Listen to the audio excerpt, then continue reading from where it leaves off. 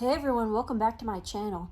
Today I have put some thought into this video in terms of my URTEC paper picks. This will be split up by petroleum and geology subdisciplines.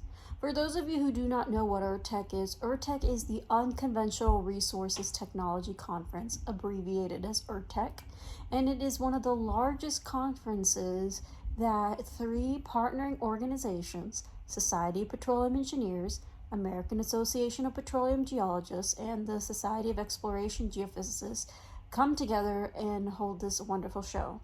URTEC was great this year, to say the least. Before we get to the content, please be sure to like this video, subscribe so you can get more content in oil and gas and professional development topics, and please be sure to comment on the video below so I can incorporate your feedback into future videos. Please be sure to hit that notification bell when you do subscribe because I upload every Friday and every Sunday. Every Friday is a professional development topic and every Sunday is a technical review. I will be experimenting with some couple videos that I am not going to share yet, but you'll see it when I upload them on different days of the week. Well, let's get to the content.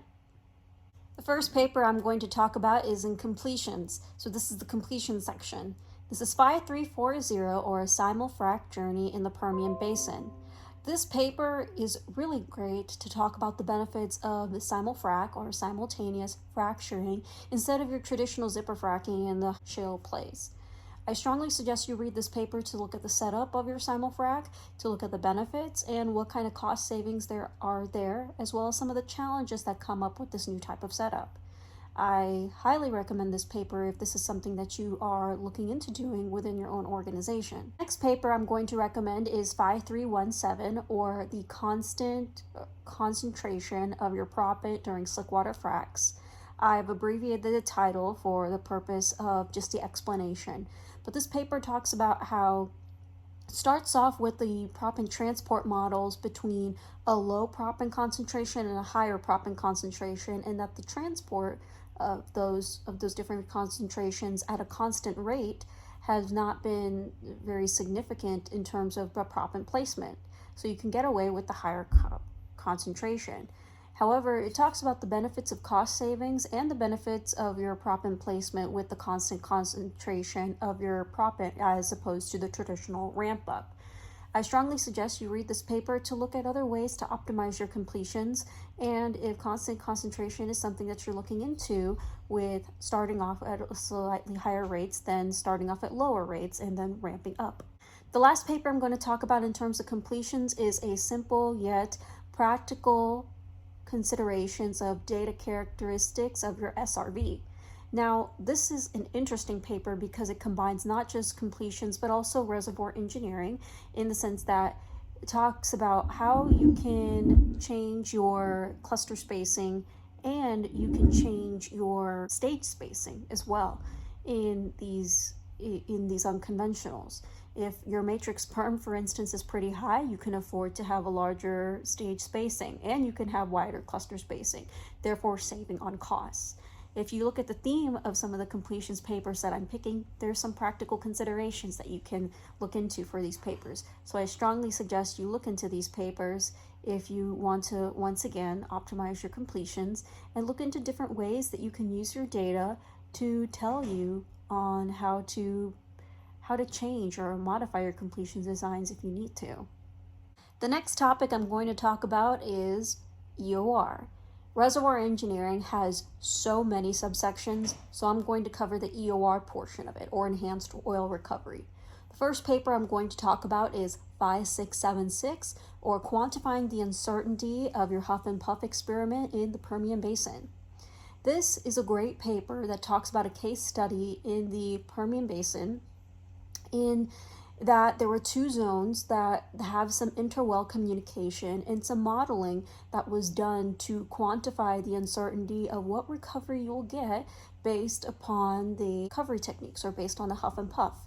I strongly suggest you read this paper if you are not just only based in the Permian Basin, but if you want to look at what kind of modeling considerations are there when quantifying the uncertainty.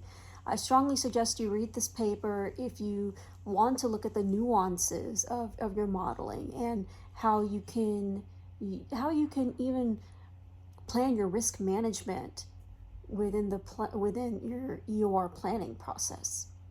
The next paper I'm going to talk about is 5016, or the Gas Huff-n-Puff PVT Experiment. This greatly talks about how your PVT results from your Huff and Puff can affect your recoveries when you are conducting the Huff and Puff cycling of EOR. I strongly suggest you read this paper to look into the details of what are some of the efficiencies that come out, especially with your gas cycling. For instance, every single time you are gas cycling, or every cycle, the recovery is going to be less and less. And the PVT, for instance, or the certain type of components that you're going to get out are going to be lighter components that will diffuse into your gas. I'm going into the weeds a little bit because this is kind of my pet project, but I would strongly suggest you read the paper before I start going into greater detail about this particular paper. I'm pretty excited about it. Part of reservoir engineering that I'm going to talk about is more of the development style, and these are papers covering different basins around the world. Please note that all of these papers that I'm going to talk about, there are about 270 of them, and I can't completely cover them in a video that will keep your attention span. So note that even if I'm mentioning these papers are just a few of the great papers that are out there on URTEC. And I strongly suggest you look at the One Petra website to check out the proceedings and read the abstracts of some of the papers that are out there. But this is just a start. Now back to reservoir engineering and the development styles. The first paper I'm going to go over is I-297. It is the child well sequencing it's your child well sequencing recommendations. And this is a Midland Basin case study. This paper gives a great detailed overview of some of the development strategies or some of the sequencing strategies that the case study goes over in terms of how you want to complete your wells and how it's affected the development strategy of the particular operator.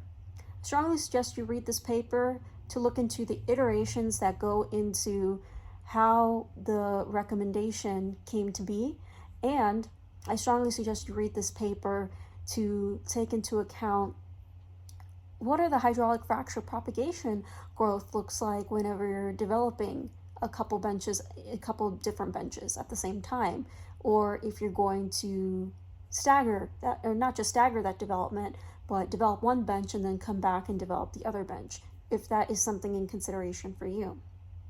The next paper I'm going to go over is 5714, Maximizing the Project Value in the Vaca Muerta. This paper talks about the development strategy that was implemented based on some of the economics and a full integrated approach of your technical analysis.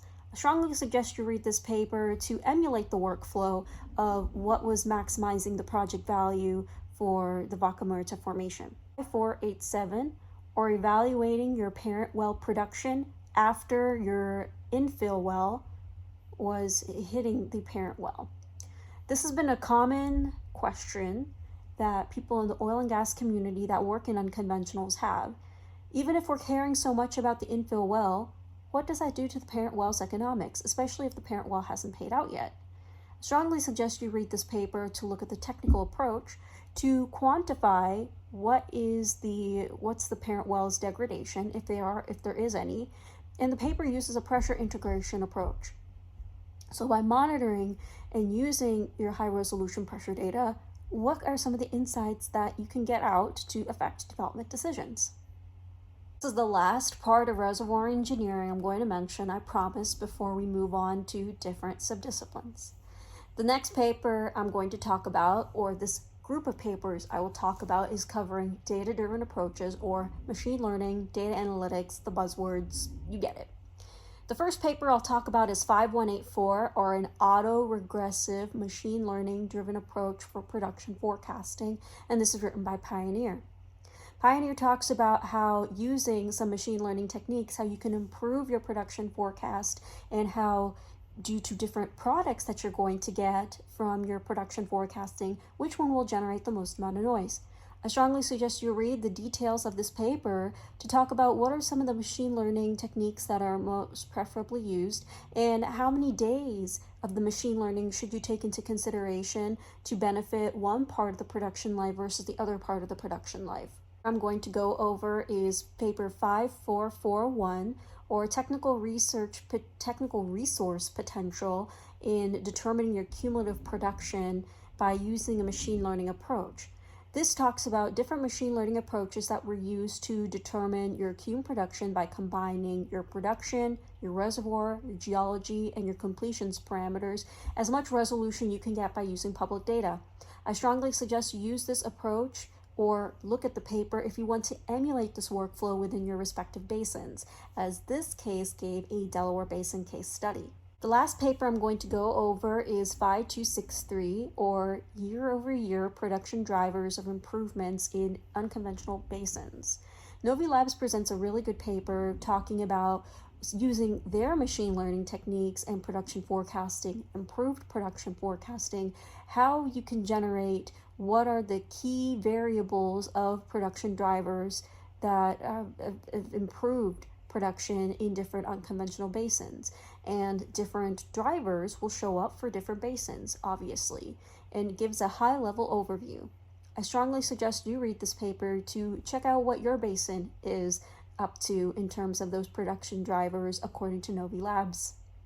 The next group of papers I'm going to talk about are GNG, and you might be wondering, what is a reservoir engineer going to do in talking about geology and geophysics? Well, I'm going to give my perspective on what I think are the few papers that you should read out there, but there are tons of GNG papers that URTEC has presented this past conference, so take some of these with not just a grain of salt, but just a primer to what is out there. The first paper I'm going to talk about is 5321, or looking at water chemistry in the Permian Basin. This paper gives a good overview on some of the trends of different mineralogies, signifying what are the different mineralogies of different benches and could influence your development making decisions. I strongly suggest you read this paper if you want to know how you can use produced water geochemistry into making your development decisions, as well as what correlations are out there and what mineralogies are prevalent for certain benches. The next paper I'm going to talk about is paper 5186, or Illuminating Vine-Scale Geology to Create Robust Seismic Attributes Using High Trace Density Seismic Data in the Midland Basin. This title is a doozy, so the actual title is going to be in the description, as well as the other papers that I have suggested. But I strongly suggest you read this paper if you want to see how you can get higher confidence in your seismic data through some of the high trace density processing and some of the interpretations that come with it. Read is 5534, or Using Artificial Intelligence for Fault Imaging. Again, the paper's true title is in the description box below.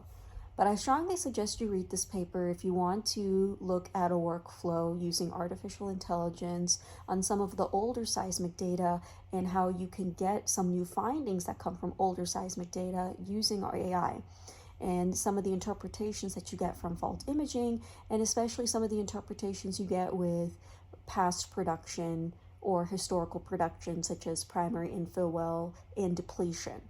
And that's a wrap, everyone. Those are all the papers that I'm suggesting to read or to check out at URTEC.